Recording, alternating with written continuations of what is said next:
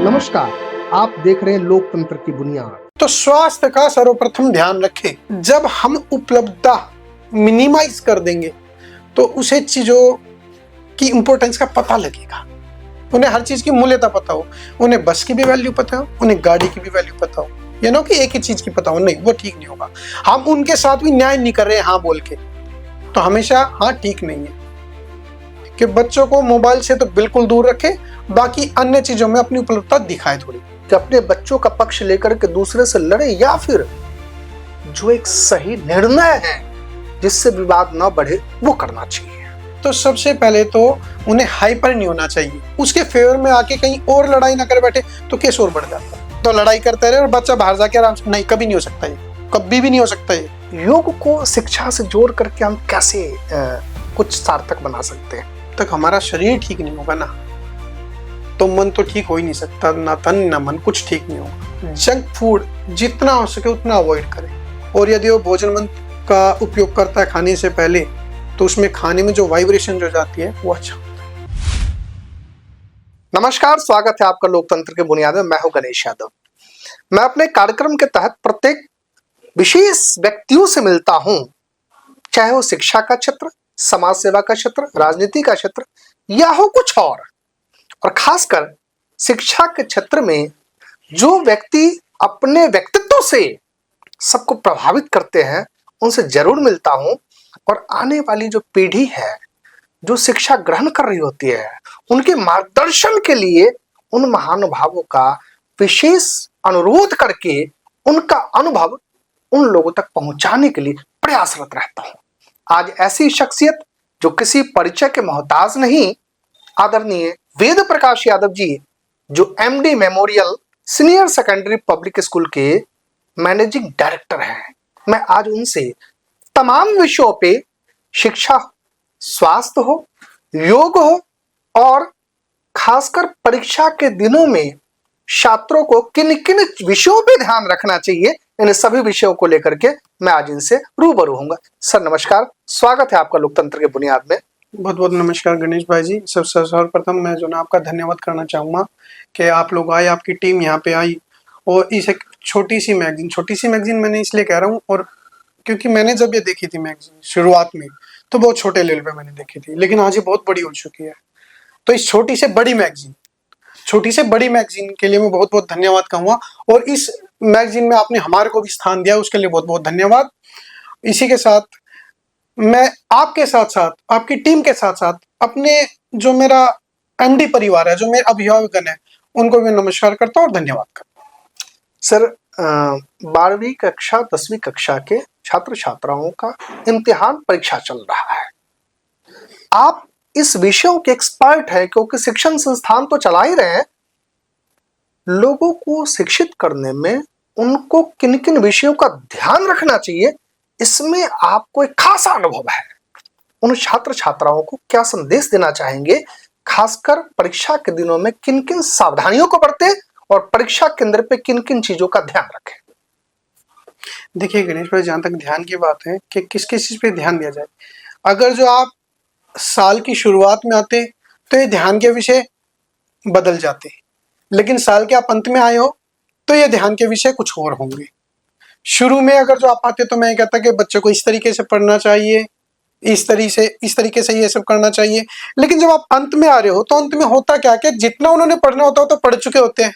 उसके बाद तो ना तो आप कुछ कर सकते हो, ना मैं कुछ, ना अभिभावकगण कुछ कर सकते हैं। तो भी उसमें क्या करें, इस शॉर्ट टाइम के दौरान मैं एक ही मैसेज देना चाहूँ कि वो कोई पैनिक ना ले, रात को ज्यादा ना जागे। क्योंकि होता क्या है कि बच्चा ज्यादा वरी हो जाता है, वो पूरी रात पढ़ता है, सवेरे देखता है तो नींद ना पूरी होने की वजह से एग्जाम में गया और ब्लैकआउट हो गया। तो ये भी चीज ठीक नहीं है। तो स्वास्थ्य का सर्वप्रथम ध्यान रखें, मैं यही कहना चाहूंगा। ज्यादा रोका टोकी इस वक्त अगर जो हम बच्चों के साथ करेंगे तो वो ठीक नहीं होगी। ये शुरुआत का समय था जब हम बोल सकते थे उसे कुछ, लेकिन अब ये थोड़ा सा लिबर और थोड़ा सा focus, not more than that.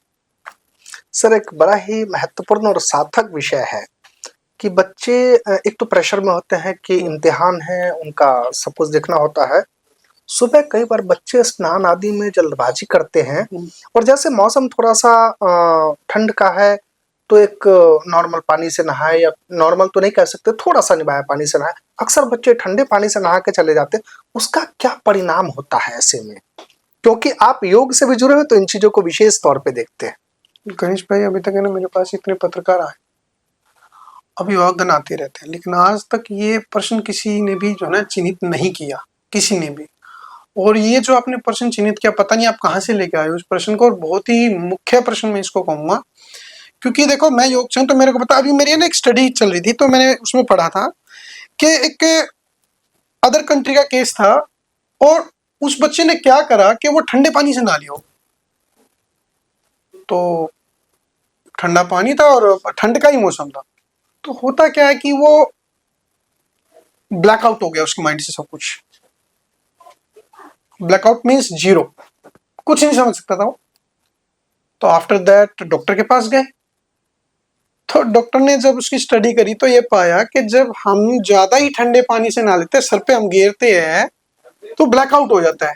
It's mean जब बच्चा कुछ पढ़ेगा, कुछ करेगा और सवेरे वो ज्यादा ठंडे पानी से नहा लिया, सर पे उसने डाल लिया, तो हो सकता है ब्लैकआउट। हालांकि ये मौसम अब ठीक है, लेकिन ये तो नहीं सकता कि हमेशा इसी सीजन में जो है ना एग्जाम आपके आए, परीक्षा इसी मौसम में आए, नहीं। हमारे स्कूल की भी परीक्षाएं होती है, सर्दियों में भी होते हैं। तो बहुत अच्छा क्वेश्चन। तो उस समय एक सम पानी से नहाए, सम तापमान पानी से नहाए, ना कि ज्यादा ठंडे पानी से। आपसे एक बड़ा सार्थक प्रश्न है, और ये ना करो तो बड़ी बेईमानी सी लगेगी, क्योंकि आप शिक्षण संस्थान को चला रहे हैं और प्रतिष्ठित शिक्षाविद हैं। हम अपने बच्चों को संस्कार तो देते हैं, लेकिन अक्सर कुछ गलतियां करते हैं। इसमें आपका पक्ष मैं जानना चाहूंगा कि बच्चों को जो चीज नहीं करना चाहिए, हम उसमें उसकी हाँ भर देते और थोड़ा सा उकसा देते, कोई बात नहीं बेटा मैं बैठा हूं कर ले। ऐसा नहीं लगता कि इसका दूरगामी परिणाम निरर्थक होगा? जैसे कि कई बार उसको पैसे की आवश्यकता थोड़ी हम ज्यादा देते हैं, गाड़ी उनको नहीं चलाने देना है, गाड़ी की खुली छूट देते हैं, पढ़ाई पे फोकस रखना, बेटा कोई बात नहीं बाद में कर लोगे, इस तरह की चीजें होती है। आप इसको कैसे देखते हैं? क्या करना चाहिए, क्या नहीं करना चाहिए? यदि अगर जो माँ बाप की बात हो, तो माँ बाप के लिए हमेशा उपलब्धता होनी चाहिए, हमेशा हाँ में जवाब होना चाहिए, हमेशा हाँ में जवाब होना चाहिए। लेकिन बात अगर सोशल दायरे की आप कर रहे हो या अपने बच्चों की आप बात कर रहे हो, तो हमेशा उपलब्धता दिखाना ठीक नहीं होता। अभी मैं एक एग्जांपल देता हूँ, एक बच्चे का एग्जांपल देता हूँ। मेरे स्कूल में था, तो उसने क्या किया कि वो एटलीस्ट वो 7th क्लास का बच्चा होगा, तब ये 2000 का नोट चला हुआ था। तो वो ये कहता है अपने पापा से, पापा मैं पेंसिल लेके आ रहा हूँ, पैसे ले जाऊं? उसके पिताजी बोले हाँ बेटा ले आओ। उसे नहीं पता, उसे नॉलेज नहीं कि कितने का क्या आता है। वो एक पेंसिल के लिए 2000 रुपए का नोट लेके। और जब हम उपलब्धता मिनिमाइज कर देंगे, तो उसे चीजों की इंपॉर्टेंस का पता लगेगा कि इंपॉर्टेंस क्या होती है। उसे 2 का भी पता रहेगा, उसे 4 का भी पता रहेगा, उसे 10 का भी पता रहेगा। वो कंफ्यूज नहीं होगा, 2000 में या 1 रुपए में कंफ्यूज नहीं होगा वो। तो और दूसरी बात, जहां तक एक और आपका प्रश्न है कि किस हद तक उसके नेगेटिव इंपैक्ट क्या हो सकते हैं। देखिए, हर बच्चे को आज ये पता होना चाहिए कि आपके जो संसाधन है, किस किस प्रकार के संसाधन है और हम कैसे यूज कर सकते हैं। मान लो अब मेरे को पंजाबी बाग जाना है और मेरे पास गाड़ी नहीं है, तो मेरे को पता तो होना चाहिए ना भाई, यहाँ से बस भी जाती है। और यदि मैं गाड़ी में ही हमेशा चला, वही सिनेरियो मैंने अपने बेटे को दिया या बेटी को दिया, तो उन्हें तो पता ही नहीं होगा ना कुछ। तो हमेशा उपलब्धता ऐसी दिलाओ बच्चों को, ताकि किसी भी परिस्थिति में वो अपना कार्य कर सके। उन्हें हर चीज की मूल्यता पता हो, उन्हें बस की भी वैल्यू पता हो, उन्हें गाड़ी की भी वैल्यू पता हो। ये ना कि एक ही चीज की पता हो, नहीं, वो ठीक नहीं होगा। हम उनके साथ भी न्याय नहीं कर रहे हैं हाँ बोल के, तो हमेशा हाँ ठीक नहीं है। और कुछ चीजों में तो हाँ होता ही ठीक है, जैसे मोबाइल आप लगा लीजिए। जैसे मेरी बेटी भी कभी पूछते पापा मोबाइल, तो मैं उसको थोड़ा डांट देता हूँ। तो ये आपके माध्यम से मैं हर एक अभिभावकगण को बोलना चाहूंगा कि बच्चों को मोबाइल से तो बिल्कुल दूर रखें, बाकी अन्य चीजों में अपनी उपलब्धता दिखाए थोड़ी। एक और बड़ा ही सार्थक विषय है, बड़ी अच्छी जानकारी दी आपने कि क्या करना चाहिए क्या नहीं करना चाहिए, एक दायरा लिमिट होना चाहिए। क्योंकि कई बार हम जिन चीजों को सार्थक समझ के दायरा विस्तृत कर देते हैं वो कई बार नुकसानदेह साबित होता है। एक दूसरा विषय है सर, और वो भी बड़ा महत्वपूर्ण विषय है। अक्सर बच्चों में खेलते समय कुछ झगड़ा लड़ाई हो जाता है, और स्वाभाविक भी है क्योंकि बचपन का मन है, लड़कपन मन है। लेकिन ऐसे में गार्जियन की क्या भूमिका होनी चाहिए कि अपने बच्चों का पक्ष लेकर के दूसरे से लड़े, या फिर जो एक सही निर्णय है जिससे विवाद ना बढ़े वो करना चाहिए? देखिए गणेश भाई, अभी है ना, मेरी इसी विषय पे हमारे जो थानाध्यक्ष है उनसे मेरी बात भी हुई थी कि सर बच्चे लड़ाई वड़ाई करते हैं तो इसका क्या समाधान किया जाए। और हम ये चाहते हैं कि बच्चे को जो एक छोटे दायरे में वो लड़ाई कर रहा है, एक सोशली चीज सीख रहा है, जो भी है कमी पेशी जो भी हो रही है वो सीख भी रहा है उसके साथ साथ, लेकिन वो कोई बड़ा कुछ ना कर बैठे। तो इसकी हमेशा मैं हमेशा वरी रहता हूँ इस चीज के लिए। तो हमने पता करा, तो बच्चों की हमने क्लासेस भी अभी लगवानी है, वो बता के भी गए हैं और लगवानी भी अभी, और वो बता के भी गए हैं। थाने से आए थे तो उन्होंने बताया कि धारा 34 लगेगी इसके अंदर, जिसके साथ जितना क्राइम होगा सबके साथ धारा 34 लगेगी। तो बच्चों का ना, एक तो वो नॉलेज, और दूसरा बच्चों के साथ साथ जो भी आपने मेरे से क्वेश्चन पुटअप करा है कि अभिभावकों का क्या व्यवहार होना चाहिए, तो सबसे पहले तो उन्हें हाइपर नहीं होना चाहिए। वो जितना न्यूट्रल होके सोचेंगे उतना बच्चे का फायदा है। मान लो किसी बच्चे ने कुछ कर भी दिया, वो उसके फेवर में आके कहीं और लड़ाई ना कर बैठे तो केस और बढ़ जाता। तो बच्चों को यह समझाना चाहिए कि हम झगड़े को कैसे निपटा सकते हैं, ना कि बढ़ाए। और दबाव अत्यधिक जरूरी है। यदि दबाव नहीं देंगे, अभी एक स्कूल का केस हुआ था, मैं नाम तो मेरे को ज्ञात नहीं है स्कूल का, लेकिन वो बात बढ़ते बढ़ते इतनी बढ़ गई थी कि बच्चे जो है ना, अब पता नहीं आपके सामने वो बात रखनी चाहिए नहीं रखनी चाहिए, लेकिन फिर भी मैं रख रहा हूं कि बच्चे स्कूल में कुछ नोकदार चीजें ले आए थे और आपस में जो ना हमला भी कर दिया था। तो वो चीजें नहीं होनी चाहिए। लेकिन वहां अभिभावक गण की समझता से वो केस निमट गया। तो ये नहीं है कि हर एक अभिभावक जो है ना हाइपर हो सकता, नहीं, हाइपर भी होता है और बड़ा सॉफ्ट भी होता है।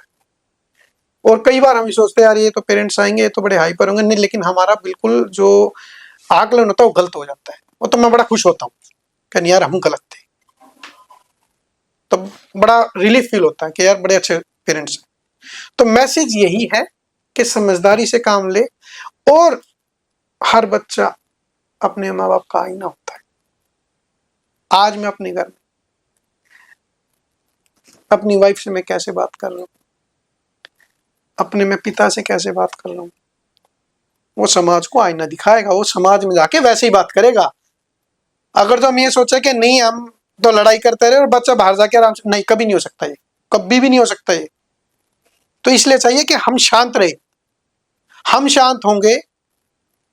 और आपके माध्यम से एक ऐसी बात कहने जा रहा हूं मैं, पता नहीं सुन के शायद लोग बात हंसे भी, अरे भाई अगर जो हस्बैंड वाइफ का झगड़ा हो भी जाए तो बंद कमरे में झगड़ लो यार, बच्चों के सामने ना लड़ो।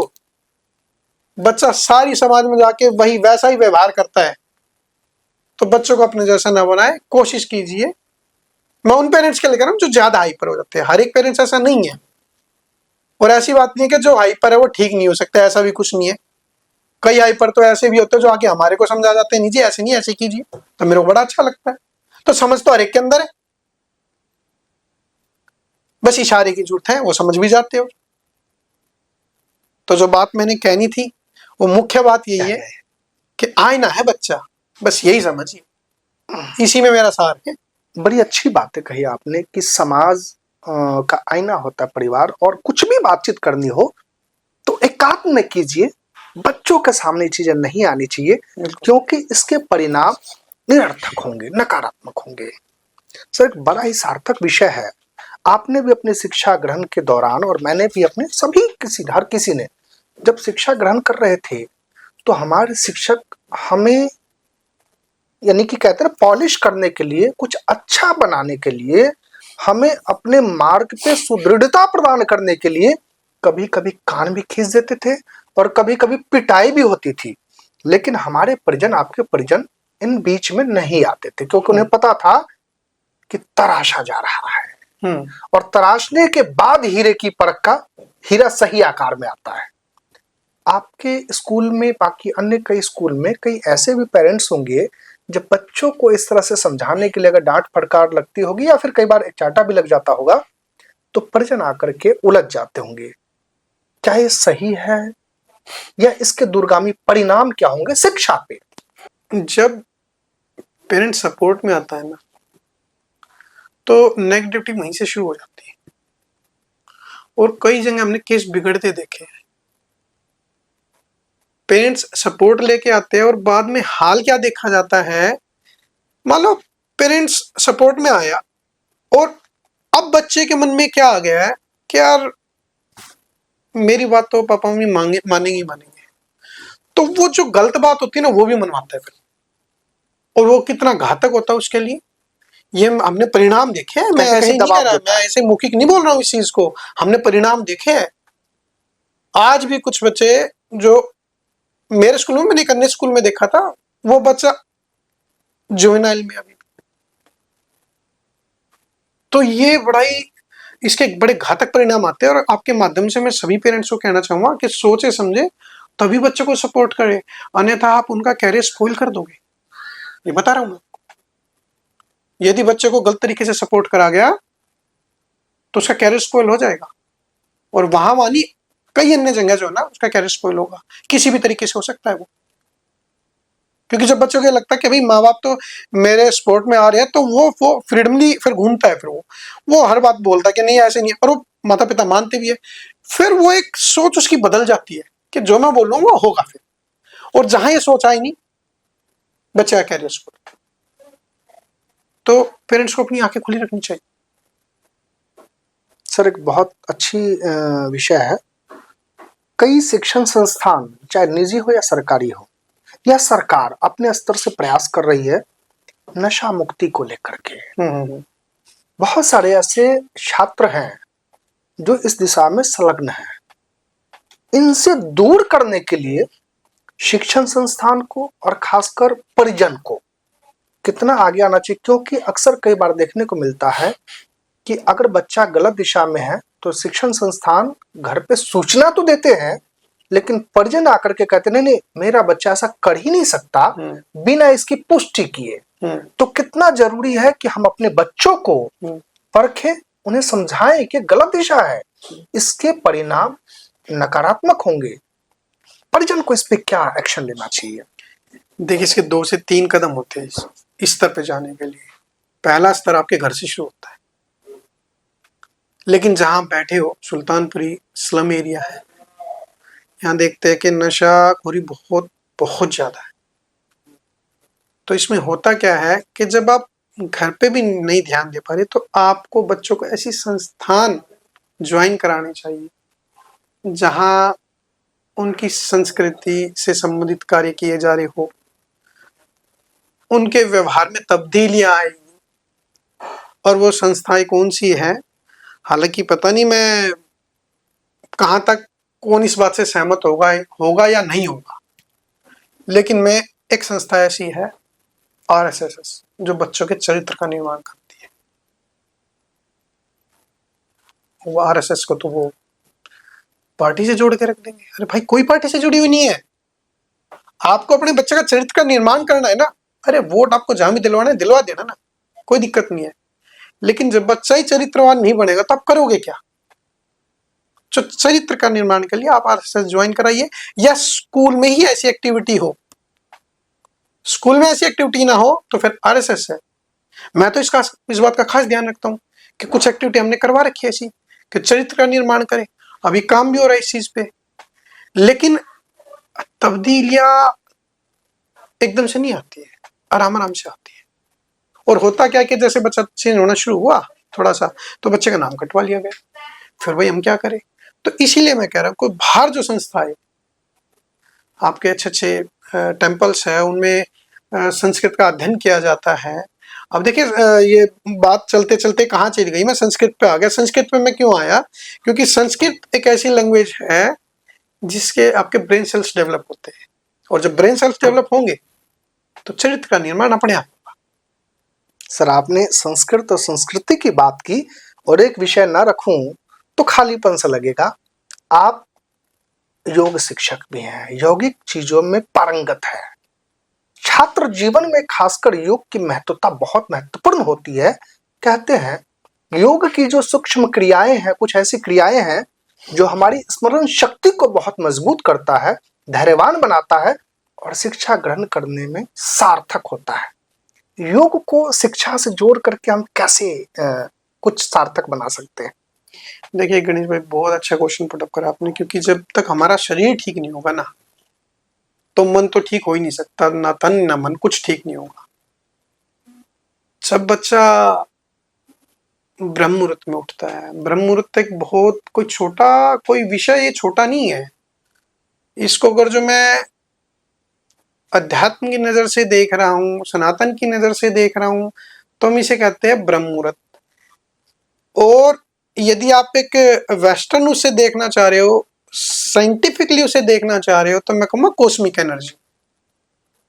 और वो जो कॉस्मिक एनर्जी ब्रह्म मुहूर्त में ही आती है। और यदि जब बच्चा ब्रह्म मुहूर्त में समय से उठेगा तो उसका मेलाटोनिन इफेक्ट होगा, जो कि दिमाग के ब्रेन सेल्स को बढ़ाने में बड़ा कामयाब होता है। तो जब वो ब्रह्म मुहूर्त में उठेगा, अच्छा एक विषय हो रहा है, जब भी कोई भी बच्चा हो बड़ा हो, वो देर तक सोता है, वो 8-9 बजे जो ना वॉशरूम जाता है, तो उसकी गट हेल्थ खराब हो जाती है। 8 या 9 बजे के बाद जब भी बच्चा या बड़ा वॉशरूम जाएगा, उसकी गट हेल्थ खराब होनी ही होनी है। मैं योग से हूं तो मैं बता दूं, आपका पित्त और उसका जो है ना कफ तभी बढ़ जाएगा, माइंड डिस्टर्ब रहेगा। तो जब तक बच्चा ब्रह्म मुहूर्त में नहीं उठेगा, तब तक उसकी गट हेल्थ ठीक नहीं होगी। गट हेल्थ मीन्स आप समझ रहे होगे, पेट से संबंधित बीमारी। और पेट का सीधा जो आपका कनेक्शन हो सीधा दिमाग से है। दिमाग से। तो इसलिए आपके माध्यम से मैं हर एक अभिभावकन को, ये नहीं कि मैं एमडी स्कूल के जो अभिभावकन उन्हीं को कह रहा हूं, नहीं, पूरे भारतवर्ष के जो अभिभावकन है, मैं उनको ये संदेश देना चाहता हूं आपके माध्यम से कि बच्चों को ब्रह्म मुहूर्त में उठवाए और बच्चों को रात को जल्दी सुलाए। जब जल्दी सुलाएंगे तो जल्दी उठेगा। और दूसरी बात, जंक फूड जितना हो सके उतना अवॉइड करें। मैं ये नहीं कहता कि एकदम से छुड़ाओ, क्योंकि ये मैं कुरीति बोलता हूँ इसे अभी, क्योंकि बच्चों के डीएनए में आ चुका है ये। और वो कैसे आ गया है, आप बच्चे को बोलो बर्गर नहीं खाना, उसको तो क्रेविंग होनी शुरू हो जाती है। तो मैं ये नहीं कहता चलो मत खिलाओ, वैसे मैं तो खाता नहीं है, लेकिन मैं फिर भी यदि बच्चों को खिलाना है तो मन सी ने मन खिला दो यार, कम से कम उसकी गट हेल्थ का तो ध्यान रहेगा। जितना ज्यादा बाहर, और सिर्फ जंक फूड के लिए नहीं कह रहा हूं मैं, जितना भी आपका शादियों का खाना है, जितना भी आपका 5 स्टार होटल का खाना है, इनको अवॉइड करो, क्योंकि इनमें सब में रिफाइंड ऑयल होता है। यदि आप रिफाइंड ऑयल खाओगे तो गट हेल्थ खराब होगी। यानी कहीं ना कहीं इनके बनाने के जो तौर तरीके हैं वो अलग है, वो हमारे शरीर को सूट नहीं करता। बिल्कुल। देखिए, मैं अगर जो अभी आपसे पूछूं कि गणेश जी आपने जो है ना, आपके दादा ने या परदादा ने कितना रिफाइंड ऑयल खाया, तो आपके पास क्या जवाब होगा? बिल्कुल नहीं, नहीं ना। तो वही संस्कृति पे हमारे को जानने की जरूरत है, वही हमारी दिनचर्या होनी चाहिए जो हमारे दादा परदादा की होती थी। दिन जागने के लिए बना है, रात सोने के लिए बनी है। तो हमें ध्यान रखना चाहिए, रात को हमें सोना चाहिए और अर्ली मॉर्निंग हमें जागना चाहिए। बड़ी अच्छी सार्थक बात बताई सर आपने स्वास्थ्य को लेकर के। स्वास्थ्य जीवन में विद्यार्थी को योग से किस प्रकार से सामंजस्य बिठाना चाहिए, उसके परिणाम क्या होंगे, वो आपने बताया। मैं बीच में आपको रोकना चाहूँ, माफी चाहता हूँ, एक मुख्य बात रह गई थी। यदि हर एक बच्चा भोजन मंत्र, जिसको हर एक बच्चे को भोजन मंत्र आना चाहिए, और यदि वो भोजन मंत्र का उपयोग करता है खाने से पहले, तो उसमें खाने में जो वाइब्रेशन जो जाती है वो अच्छा होता है। तो शुद्ध खाए, भोजन मंत्र के साथ खाए। सर पौराणिक समय से ही प्रचलित है कि विद्यार्थियों के अंदर 5 लक्षण होना चाहिए, काकचेष्टा बको ध्यानम अल्प निद्रा अल्प भोजनम कुकुट निद्रा। इसको कितने बच्चे आजकल फॉलो कर रहे हैं, और कहीं ना कहीं ऐसा नहीं लग रहा इसको फॉलो न करने से वो दिशाहीन हो रहे, पटरी से उतर गए हैं? देखिए गणेश भाई, जो अभी अल्प भोजन आपने कहा, अल्पाहारी जिसको मैं कहूँगा, हमारे योग में भी बताया गया है कि ज्यादा से ज्यादा आपको 2 समय भोजन करना चाहिए। उसके बाद आता है बहुत अच्छा वाला 1 समय। 3 समय वाले को अच्छा नहीं माना जाता, और 4 वाले को तो ये बोला जाता है कि ये भाई तो बस अब बीमार है। ये ग्रंथ में भी लिखा हुआ है। यानी कि जितना ज्यादा समय भोजन का होगा उतना ही नुकसानदेह। यही है, 100% यही है। तो भोजन कम से कम करे। और पहले क्या होता था, सबसे बड़ी विडंबना तो आज की डेट में ये आ गई है गिरीश भाई जी, कि बच्चा हमारे पास आता है कि सर पेट में दर्द हो रहा, तो मैं उससे पूछता हूँ बेटा क्या खा के आए थे, बड़ा उत्तपक से होता है चाय पराठा, मैगी। ये चाय का चलन है, ये कोई हमारा ना थोड़ी है, ये तो भाई अंग्रेजों के समय से आया था, उससे पहले कोई चाय थी नहीं। अब जो चीज आपकी वात, जो बीमारी है, जो जिसमें कैफीन है, जिसमें टेनिन है, वो बच्चों को दे रहे हो, एक अल्पायु में दे रहे हो, तो क्या होगा? तो गट हेल्थ तो खराब होगी। तो इसलिए मैं कहता हूं चाय, कॉफी, मैगी, इन बच्चों को बिल्कुल दूर रख, बच्चों को इनसे बिल्कुल दूर रखें। घर में होनी भी नहीं चाहिए। मैं अभी अगर मेरी बात सुन रहे होंगे तो बड़ा मुस्कुराएंगे, हंसेंगे कि सर कैसी बातें कर रहे हैं। ये मैं खुद बता रहा हूँ, मेरे घर में आज भी चल के देख लो, मैगी वगैरह कुछ भी नहीं मिलेगा। यानी कहीं ना कहीं जो नुकसानदेह चीजें हैं शरीर के लिए, उनसे बच्चों को दूर रखना चाहिए। सर, आपके माध्यम से एक और जानकारी ये चाहिए कि एक छात्र जीवन में किन किन चीजों का खास ध्यान रखना चाहिए। उदाहरण स्वरूप उठना, बैठना, सोना, खाना, पीना, पहनना, चलना, उड़ना, बातचीत करने के तौर तरीके और शिक्षा ग्रहण के तौर तरीके, किन किन विषयों पे छात्रों को अधिकतर ध्यान रखना चाहिए ताकि वो छात्र ही रहे। क्योंकि जब शिक्षा ग्रहण कर रहे होते हैं तो वो छात्र ही होते हैं, वो किसी अन्य दिशा में ना जाए। मैं शुरुआत करना चाहूंगा जहां से आपने मेरे को 4 से 5 टॉपिक बताए। सबसे पहले उठने पे ही बात करेंगे। उठने अभी कई तरीके से हो सकता है। एक तो ब्रह्म मुहूर्त में उठना, वो उठना, ठीक है भाई, किस तरीके से उठ रहे हैं। फिर उठना बैठना वो भी हो जाता है कि किस सोसाइटी में उठ रहे बैठ रहे हैं। उसके बाद आपका आता है पहनना। पहनने में बच्चा लूज कपड़े थोड़े से पहने, ज्यादा फैशन के चक्कर में बच्चे आजकल टाइट टाइट जीन्स डालते हैं। कभी हमने भी गलतियां करी, मैं ये नहीं कह रहा हूं कि हमने गलती नहीं करी, लेकिन जब समझ आई, योग से जुड़ा हुआ हूं शुरू से, जब समझ में आई तो हमने छोड़ दी। तो ये तो हमारी मूलभूत चीजें हैं, बिल्कुल रूट की चीजें हैं जो आपने मेरे को बोली कि उठना, पहनना, खाना पीना। तो खाने पीने से मेरे को याद आया कि खाना जो भी मैंने बताया था, और खाने के साथ अगर जो पीना अवॉइड करेंगे तो ज्यादा अच्छी बात है। खाने के बीच में भाई, और बाद में पानी ना पिए, 1 घंटे बाद पिए। यानी कहीं ना कहीं शीतल पेय से भी दूर रहे। हाँ, शीतल पेय तो बिल्कुल नुकसान करता है। जो आज की आपके घरों में फ्रिज है, जो ठंडा पानी पी रहे हैं, मैं खुद फ्रिज का पानी नहीं पीता हूं। तो देखिए, आपकी मेरी बातचीत हो रही है, इन चीजों पे बात हो रही है, और मेरे को भी ये लगता है कि सब शिक्षा से पहले स्वास्थ्य होना चाहिए। जब स्वास्थ्य ठीक होगा तो बच्चे की गट हेल्थ ठीक होगी, माइंड लेवल ठीक होगा, तो वो शिक्षा में भी अच्छा बनेगा, हर जगह वो 100% देगा। आप शिक्षण संस्थान को वर्षों से संचालित कर रहे हैं। सरकार की बहुत सारी प्रतिबंध होते हैं और बहुत सारी सुविधाएं होती है। सुगम शिक्षा व्यवस्था को देखते हुए सरकार को किन किन मूल चीजों पे कार्य करना चाहिए ताकि लोग शिक्षा आसानी से ग्रहण कर सके, कोई व्यवधान उत्पन्न हो, और दूसरा जो शिक्षण संस्थान है उनको सहूलियतें प्राप्त हो, न कि दुनिया भर के जो आडंबर होते हैं तमाम तरह के, ये कागजी कार्रवाई का और तमाम विषयों को फॉलो करने का, ये चीजें ना हो। सरकार को क्या इसमें दखल अंदाजी करनी चाहिए और सुगम बनाना चाहिए? आरक्षण आर्थिकता के आधार पर, न कि जातिगत आधार पर। मान लो कोई जनरल कोटे से है, लेकिन उसके पास पैसा नहीं है, वो पढ़ नहीं सकता, वो कैसे पढ़ेगा? उसके लिए तो कोई सहूलियत है ही नहीं, तो उसको ईडब्ल्यूएस में एंटर कराया जाए।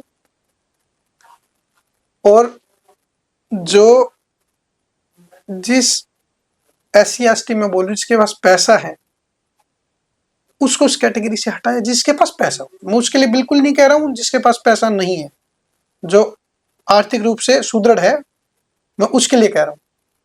जो आर्थिक रूप से कमजोर है, मैं उसके लिए ये कह रहा हूँ, जो कमजोर है उसको आरक्षण दिया जाए। ये मेरा आग्रह भी लगा लीजिए, निवेदन भी लगा लीजिए, और ये मेरे शुरू से मंशा भी है। मैं खुद यादव हूं, मैं यार सबल हूं, मैं सुदृढ़ हूं आर्थिकता के आधार पे, मेरे को नहीं चाहिए आरक्षण, मैं खुद खंडन करता हूं। कई बार क्या है कि जो शिक्षण संस्थान होता है उस पर सरकार की तमाम तरह की प्रतिबंध भी आ जाती है। जी, मैं मानता हूँ। और परिजनों का भी एक दबाव होता है कि जो निजी शिक्षण संस्थान है, फीस वाले विषय को लेकर के वो आए दिन कुछ न कुछ चलता है, तो सरकारी हथौड़ा चलता है।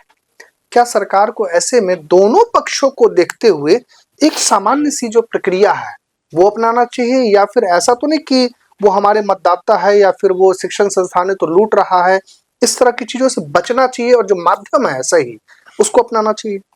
देखिए, जिस दिन सरकार मध्यस्थता पे आ गई ना इन चीजों पे, तो जो आपके प्राइवेट शिक्षा संस्थान जो है, इनका स्वरूप ही चेंज हो जाएगा, और बच्चों को वाकई में जो क्वालिटी जो मिलनी चाहिए वो मिलेगी।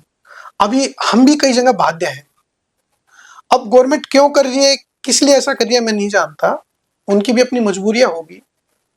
लेकिन अगर जो आप मेरे से पूछते हो कैसा होना चाहिए, तो फिर मैं कहता हूं कि ऐसा होना चाहिए कि मध्यस्थता से सोचे, जो अभिभावकगण के भी सपोर्ट में चीज हो और जो शिक्षा संस्थान के सपोर्ट में। बतौर शिक्षण संस्थान संचालक आपसे एक सुझाव जानना चाहेंगे। सरकार किसी शिक्षण संस्थान को चलाने की अनुमति देती है, वो इतनी सारी पूंजी लगा करके अपना संस्थान खड़ा करते हैं, लेकिन उनके जो परमिशन के तमाम प्रक्रियाएं हैं वो अलग अलग प्रकार से होती है। ऐसा ना हो कि शिक्षण संस्थान के जो परमिशन की प्रक्रिया है वो सिंगल विंडो होनी चाहिए, और अगर उनके शिकायत निवारण का भी कोई संसाधन हो तो सिंगल विंडो होना चाहिए, ताकि कम से कम भागना पड़े और अधिकतर समय की जब बचत होगी तो वो समय शिक्षा ग्रहण कर रहे छात्र छात्राओं पे लगेगा। जब हमारा पॉडकास्ट शुरू हुआ था तो एक मुख्य बात थी जो कि मेरे को शुरू करनी चाहिए थी, उसके लिए मैं क्षमा प्रार्थी हूँ, और वो बात उसी पे घूम फिर के आ गई कि शिक्षा संस्थान की परमिशन किसी एक डिपार्टमेंट के पास हो। इसका इम्पैक्ट अगर जो मैं कहूँ तो मेरे पूजनीय पिताजी, हमारे संस्थापक श्री लक्ष्मीचंद यादव जी, हमारी माताजी की याद में स्कूल बनाया गया था, मूर्ति देवी जी हमारी माताजी, तो इन्होंने वॉलंटरी रिटायरमेंट ली थी, और इनको स्कूल की परमिशन लेने में, मतलब 10th तक का करने में मेरे ख्याल में कम से कम 10 साल लगे होंगे। तो वो जो आप बात पूछ रहे हो वही है। मतलब हमने तो फिर भी कम एफर्ट्स करे 10th का संभालने के बाद, लेकिन हमारे जो संस्थापक थे इन्होंने पूरी अपनी लाइफ स्पेंड कर दी। तो आपका बड़ा वाजिब सा क्वेश्चन है, अगर ये सब नहीं होता तो ये भी जल्दी परमिशन लेके जल्दी सब कुछ होता। और आज यदि कोई स्कूल खोलना चाहता है तो कानूनी प्रक्रिया इतनी पेचीदा कर दी गई है, स्कूल आप संस्थान खोल ही नहीं सकते इतना जल्दी, और चलने में तो 10 साल लग जाते हैं। तो कम से कम उसे परमिशन तो दे दो खोलने की, चला तो भाई लेगा वो अपने आप। यानी कि कहीं ना कहीं जो जटिलता है उसको सुगम बनाने की आवश्यकता है, ताकि वही मैं बोल रहा हूँ, समय की बचत हो और जो एक मानसिक पीड़ा होती है। मैंने उदाहरण के सहित आपको बताया है, आप तो बात बता रहे हो, लेकिन मैंने उदाहरण भी दिया उसका कि अगर जो ऐसा नहीं होता तो ये हो जाता, ये जल्दी सब कुछ हो जाता। तो होना चाहिए, सुगमता होनी चाहिए। सर, एक बड़ा ही सारगर्भित प्रश्न है। बच्चे मिट्टी का कच्चा घड़ा होते हैं, उनको जिस सांचे में जिस आकार में ढाले ढल जाएंगे। अधिकतर बच्चों को हमने देखा है और आपने भी देखा है, हिंदू संस्कृति में शिखा रखना बहुत ही उचित है अपनी संस्कृति को बचाए रखने के लिए।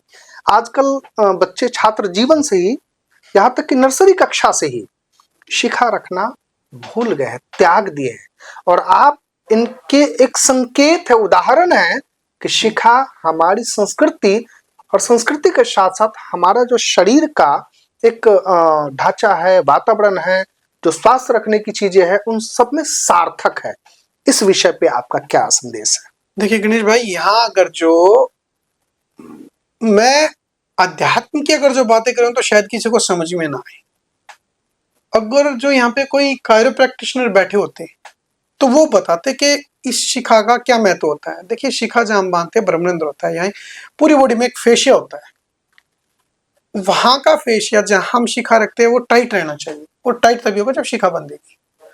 और टाइट होने से होगा क्या, एक बच्चा जो 8 साल का होता है, लगभग पहले आयु यही होती थी 7 से 8 साल, जो शिखा की जब उसकी आयु होती थी, उस दौरान होता क्या है कि ब्रेन सेल्स बनने शुरू होते हैं, और जो ब्रह्मरंध्र अगर टाइट रहेगा, फेशिया टाइट रहेगा, तो ब्रह्मरंध्र में जो सेल्स जो बनेंगे, ब्रेन सेल्स बनेंगे, वो दुगनी तेजी से बनेंगे।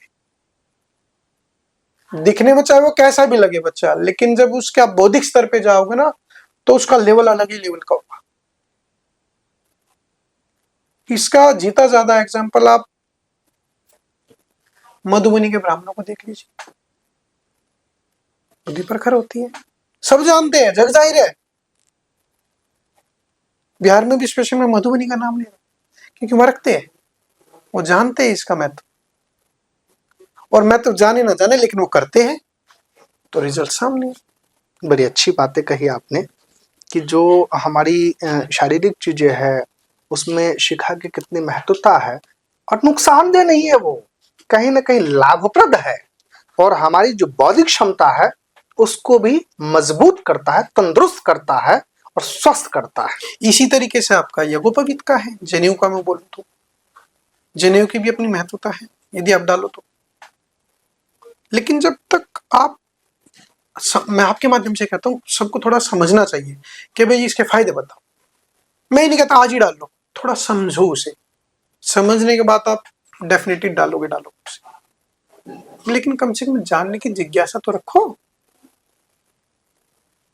जब जिज्ञासा होगी, जानोगे तो डालोगे। एक और बड़ा सार्थक सर प्रश्न है, अगर ये ना करूं तो बेमानी सी होगी, और वो प्रश्न ये है कि पहले हम अपने आप को ही कहते हैं, आपको उदाहरण देते हैं, हम अपने से बड़ों को उदाहरण देते हैं। जब हम स्कूल की ओर जाते थे शिक्षा ग्रहण करने या इम्तिहान देने, पेपर देने, या सुबह सुबह स्कूल जाते थे, हम अपने बड़ों को चरण स्पर्श करके नमस्ते करके निकलते थे। लेकिन वर्तमान पद्धति बदल गई है, बच्चों में एक वो बाय हाय हेलो कहने की जो परंपरा आ गई है, ऐसा नहीं लग रहा कि जो एक शैक्षणिक चीजें हैं, शिक्षा ग्रहण करने के दरमियान की जो चीजें हैं, उससे हम लोग इतर हो रहे हैं, अलग हो रहे हैं, और अपनी संस्कृति को कहीं ना कहीं धूमिल कर रहे हैं। देखिए गणेश भाई, पता इसमें सबसे बड़ी विडंबना क्या है कि वेस्टर्न कल्चर अब हमारे को फॉलो कर रहा है और हम उनको कर रहे हैं। वो अब हार्मोन्स की बात करते हैं, वो अब हार्मोन्स की बात करते हैं। हार्मोन्स यानी कि जो हमारी गीता में लिखा है भाव, भाव यानी कि हार्मोन्स। अब वो हार्मोन्स की बात करते हैं, और जब हम हार्मोन्स की बात करने लगे, भावों की बात करने लगे, तो हम अपने कल्चर की तरफ बढ़ जाएंगे। लेकिन हो क्या रहा है कि हम अपने भावों को छोड़ के उन्हीं की तरफ भाग रहे हैं। अब जैसे जब कभी कोई छोटा बच्चा माँ बाप के पैर छूता है, तो जो फीट टच करता है, तो आपके अंगूठे में आपके पिट्यूटरी ग्लैंड्स का एक पॉइंट होता है, जो टच करता है तो हार्मोन्स वहां से रिलीज होते हैं, और फिर दिल से ब्लेसिंग दी जाती है। तो सारा खेल हार्मोन्स का है, भावों का है, और उनको हम छोड़ रहे हैं। हम तो आज भी करते हैं नमन, और कोशिश करता हूं मेरे बच्चे भी नमन करें, लेकिन मैं उनको फोर्सफुली नहीं करा सकता। जब तक हम उनको उसकी सार्थकता नहीं बताएंगे तब तक वो भी नहीं करेगा। लेकिन ये एक अल्पायु में हम उसे सारा ज्ञान देते, वो भी नहीं हो सकता, समयानुसार। लेकिन कई बार उसे सख्ती से भी कराया जाता है, लेकिन बाद में उसे ज्ञात होता है कि ये ठीक था, जैसे कि आज मैं बोल रहा हूं।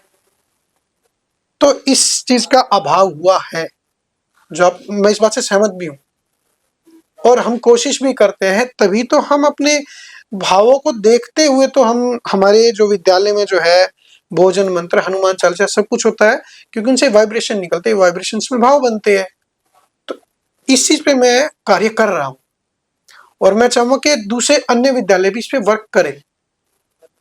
बड़ी अच्छी बातें कही सर आपने कि सुझाव देना, उनको संस्कार देना, हर चीज का एक समय है, समयानुसार, और उस विषय की सार्थकता जब आप बताएंगे तो ऐसा कोई बच्चा नहीं है जो इसको स्वीकार ना कर। बिल्कुल। तो हमारे साथ थे वेद प्रकाश यादव जी, जिनसे हमने शिक्षा को लेकर के, छात्र जीवन के संस्कार को लेकर के और रहन सहन को लेकर के तमाम विषयों पे हमने बड़ी बेबाकी से चर्चा की, बारीकी से चर्चा की, और उतने ही बेबाक तरीके से आपने प्रत्येक प्रश्नों का जवाब दिया और उन सभी छात्र छात्राओं को आपने संकेत दिया, संभल जाओ, अभी समय है, नहीं तो अब पछताए क्या होत है जब चिड़िया चुग गई खेत। नमस्कार, धन्यवाद। हमसे जुड़े रहने के लिए हमारे YouTube चैनल को सब्सक्राइब करें और नई वीडियो की नोटिफिकेशन के लिए बेल आइकॉन को दबाएं। अगर आप ये वीडियो Facebook पर देख रहे हैं तो लाइक जरूर करें और ज्यादा से ज्यादा शेयर करें। धन्यवाद।